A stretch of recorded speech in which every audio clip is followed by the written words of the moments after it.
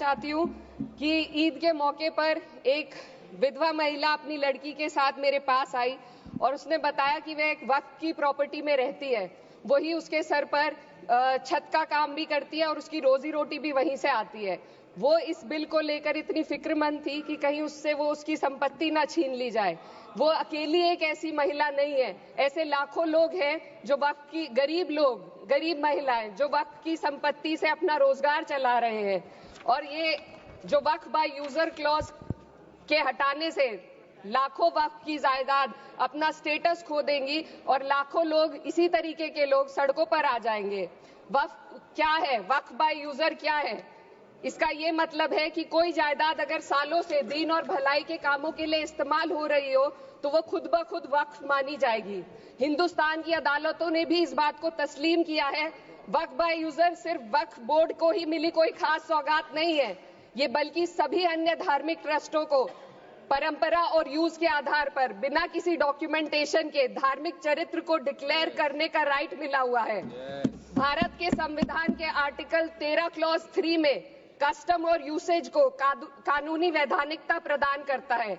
इसी आर्टिकल से वक्फ by user भी निकला गया है। इस बिल के कानून बनने पर वक्फ बोर्ड तो इस प्रोविजन से हाथ धो बैठेगा, लेकिन अन्य धार्मिक ट्रस्टों को यह सुविधा जारी रहेगी। इससे भारतीय संविधान के आर्टिकल 14 और 15 का सीधा उल्लंघन है, जो धर्म और जाति के आधार पर भेदभाव और कानून के सामने सभी की बराबरी पर जोर देता है।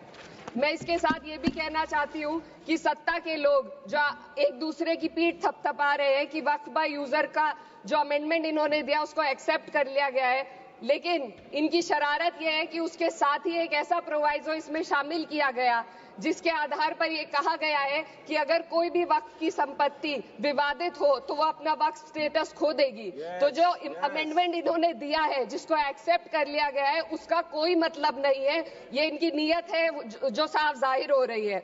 सोने पर सुहागा एक काम और किया है। सरकार ने वक्फ की कानून के सेक्शन 107 को हटाकर लिमिटेशन एक्ट में 12 साल तक ही किसी के खिलाफ अदालत में जाने का प्रोविजन है। सेक्शन 107 में बोर्ड को लिमिटेशन एक्ट से राहत मिली हुई थी। वक्फ बोर्ड कभी भी अवैध कब्जाधारियों के खिलाफ अदालत जा सकता था। अगर ये सेक्शन ना हो तो अवैध कब्जा करने वाले लोग कानूनी प्रक्रिया का फायदा उठाकर वक्फ की प्रॉपर्टी को हड़प सकते हैं। अन्य धार्मिक ट्रस्टों पर भी ये लिमिटेशन एक्ट लागू नहीं होती, तो फिर वक्फ बोर्ड के साथ ये सौतेला रवैया क्यों किया जा रहा है? धर्म को देखकर दोहरी नीति क्यों अपनाई जा रही है? सेक्शन 107 और वक्फ बाय यूजर को अगर एक साथ पढ़ा जाए तो इससे लाखों वक्फ की प्रॉपर्टी पर कब्जा किया जाएगा। इसलिए ये बिल मुसलमान की भलाई का नहीं बल्कि उनके वजूद और विरासत को मिटाने का बिल है। हिंदुस्तान में बहुत सारे धार्मिक ट्रस्ट हैं जिसमें उस खास मजहब के लोग शामिल होते हैं और उसका इंतजाम करते हैं। और ये बात समझ में आने वाली भी है, क्योंकि जो व्यक्ति अपने मजहब के रीति रिवाज को जितना अच्छे से समझ सकता है, किसी अन्य मजहब का व्यक्ति नहीं समझ सकता। आर्टिकल 26 क्लॉज 2 के तहत धार्मिक संप्रदायों को अपने मजहबी इदारों के एडमिनिस्ट्रेशन का हक देता है, लेकिन वक्फ बोर्ड के बारे में इसको उल्टा किया जा। Sir 2 minute sir please 2 minutes. सरकार इसे एक सेक्युलर बॉडी मान रही है और इसमें गैर मुस्लिमों को शामिल करने की बात कह रही है। आपके मुंह से सेक्युलरिज्म की बात सुनकर अच्छा लगा, लेकिन अगले ही पल ये भ्रम टूट जाता है, क्योंकि आपको सिर्फ दान देने के लिए प्रैक्टिसिंग मुस्लिम का आपने क्लॉज डाला है, लेकिन बोर्ड में बैठने के लिए मुस्लिम होने की कोई आपकी क्लॉज नहीं है। तो इससे आपकी जो दोहरी नीति है वो साफ जाहिर होती है। ये वही सरकार है जिसने राम जन्मभूमि ट्रस्ट में ये लिख दिया कि जिला अधिकारी भी अगर होगा तो हिंदू होना चाहिए। कोई मुझे बताए कि वहां पर सेक्युलरिज्म का रस क्यों नहीं घोला गया? सर आखिर में मैं अपनी बात को खत्म करने से पहले महिलाओं का मुद्दा बार बार उठाया जा रहा है। सरकार का कहना है कि बोर्ड में मुस्लिम महिलाओं को रिप्रेजेंटेशन देंगे। इस कानून से पहले भी मुस्लिम महिलाएं बोर्ड में मेंबर रह चुकी हैं और मिनिमम 2 का प्रोविजन था, उससे ज्यादा भी हो सकती थी।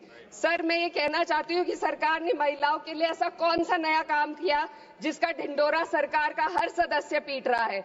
इस बात की तायीद अगर आपकी तरफ से कोई मुस्लिम महिला करती तो आप उसका यकीन भी करते, लेकिन अफसोस आपकी इतनी लंबी कतार में एक भी मुस्लिम महिला नजर नहीं आती है। सर,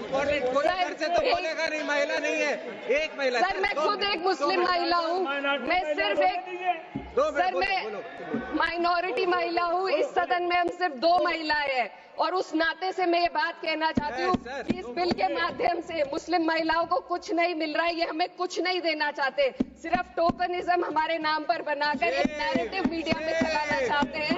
तो ये बिल मुसलमान की भलाई का नहीं, उनकी पहचान को मिटाने का है। सर, अंत में मैं बस यही कहना चाहती हूँ कि कागजों की कैद में बस नाम रह जाएंगे, वो जो हमारे थे सिर्फ दावे में रह जाएंगे। इस बिल के द्वारा मीठी ईद के जायके को कड़वा करना, यही असली सौगाते मोदी था। बहुत बहुत